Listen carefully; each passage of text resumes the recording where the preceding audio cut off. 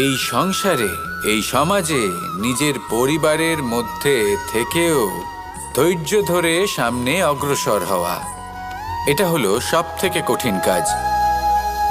কারণ যখন আপনি তপস্যা করেন তখন সেখানে আপনার ধৈর্য ভাঙার মতো কেউ থাকেন না, না কোনো বন্ধু, না কোনো আত্মীয়, না কোনো শত্রু, কেউ না।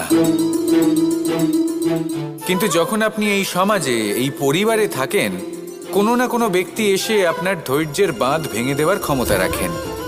তারা আপনার ধৈর্যের বাঁধ ভেঙে দেয়, আর কখনো কখনো তারা অনিচ্ছাকৃতভাবেই সেটা করে থাকেন।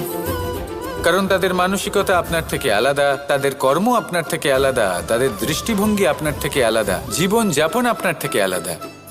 সেক্ষেত্রে আপনি ধৈর্যচ্যুত হন, প্রসন্নতা আপনার থেকে ছিনিয়ে নেওয়া হয়। সেই জন্য এই সংসারে, এই পরিবারে